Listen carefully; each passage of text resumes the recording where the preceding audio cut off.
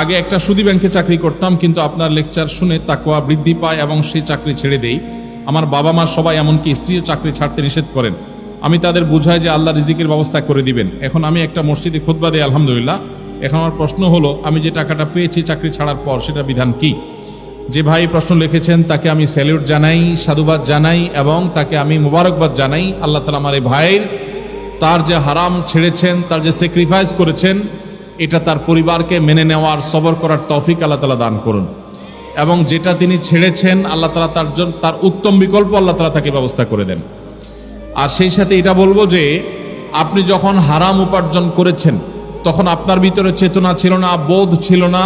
তখন আপনি সেই উপার্জন যেটা করেছেন, সেই উপার্জিত টাকা যেগুলো ভোগ করে ফেলেছেন, আপনার বোধ হওয়ার আগে, তওবার আগে, সেন্স তৈরি হওয়ার আগে, সেগুলো আল্লাহ তাআলা আপনাকে মাফ করবেন ইনশাআল্লাহ। কারণ আল্লাহ সুবহানাহু ওয়া তাআলা বলেছেন, ফামান জাআহু মাউইযাতুম মির রাব্বিহি ফান্তাহা ফালাহু মা সালাফ। কেউ যদি আল্লাহর নসিহা, উপদেশ আসার আগে এরকম কোন সুদী কারবার করে থাকে, তাহলে আল্লাহ তাআলা সেটা তাকে মাফ করবেন। তবে আপনার তওবার পর আপনি হারাম এবং হালালের এই যে উপলব্ধি, এই সেন্স যখন এসেছে, তারপর যদি আপনার কাছে কোনো হারাম উপার্জিত টাকা আসে, তো সেটা আপনি গ্রহণ করবেন না, সেটা আপনার জন্য ভোগ করা জায়েজ হবে না। এখানে আপনি কোন টাকা এসেছে, কিভাবে এসেছে, কখন এসেছে, সেটা এই প্রশ্নের মধ্যে আমরা দুইটা পার্ট করে দিয়েছি। আগে ভোগ করে থাকলে সেটা জায়েজ, সেটা আল্লাহ তাআলা মাফ করবেন, জায়েজ বলতে মাফ করবেন ইনশাআল্লাহ, আশা করা যায় আপনার তওবার কারণে। আর পরে যদি এসে থাকে, আগের হারাম টাকাই পরে আসছে তওবার পরে, তাহলে এখন আর এটা গ্রহণ করবেন না, এটা আপনার জন্য জায়েজ হবে না। ডক্টর খন্দকার আব্দুল্লাহ জাহাঙ্গীর রাহমাহুল্লাহর এই যে প্রতিষ্ঠান আস-সুন্নাহ ট্রাস্ট ঝিনাইদহ, এই ঝিনাইদহে যে সমস্ত বিভাগগুলো এখনো পর্যন্ত পরিচালিত হয়, অনেকে জানেন না।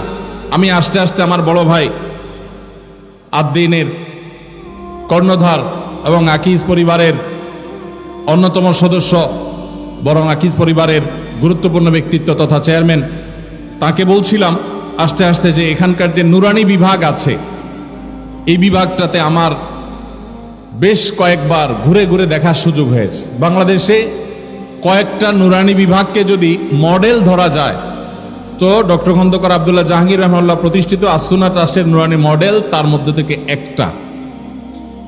এবং এইটা কিভাবে এত উন্নত করেছেন ভাইরা, সেটা ওনারা ভালো জানেন, আল্লাহ তাআলা ভালো জানেন। কিন্তু আমি দেখি অভিভূত সোজা কথা, ঝিনাইদহের মানুষ যারা এখানে থাকেন, যাদের বাচ্চাদেরকে এখানে নুরানিতে পড়ানোর সুযোগ পেয়েছেন, তারা আমি মনে করি যে সৌভাগ্যবান। আমি অবশ্য ডে টু ডে কি হয় সেটা তো আর জানি না। আমি যখন এসেছি তখনকার কথা বলেছি। এখানে নুরানি বিভাগের শিক্ষার্থী প্লেতে 157 জন, শিশু শ্রেণীতে 191 জন, প্রথম শ্রেণীতে 177 জন, দ্বিতীয়তে 123 জন এবং তৃতীয়তে 59 জন, মোট 707 জন শুধুমাত্র নুরানির বিভাগের শিক্ষার্থী। একটা নুরানি বিভাগে 700-র বেশি শিক্ষার্থী হওয়া, এটাও আমার মনে হয় বাংলাদেশে খুব বেশি প্রতিষ্ঠানে নাই। এটা একটা অনন্য দৃষ্টান্ত। এবং এখানকার নুরানির শিক্ষক এবং নুরানি যারা পরিচালনা করছেন, তাদের যে ঐকান্তিক প্রচেষ্টা আছে, তার একটা দৃষ্টান্ত এটি। 14 জন শিক্ষক শুধু নুরানি ডিপার্টমেন্টে, মাশাআল্লাহ। এর পাশাপাশি এখানে হিফজ বিভাগ আছে। হিফজ বিভাগে সর্বসাকুল্যে ছাত্র ছাত্রী হলো 191 জন এবং শিক্ষক শিক্ষিকা হলেন 11 জন। এখানে একটা উন্নত কিতাব বিভাগ আছে, আলেম তৈরির কারখানা আছে।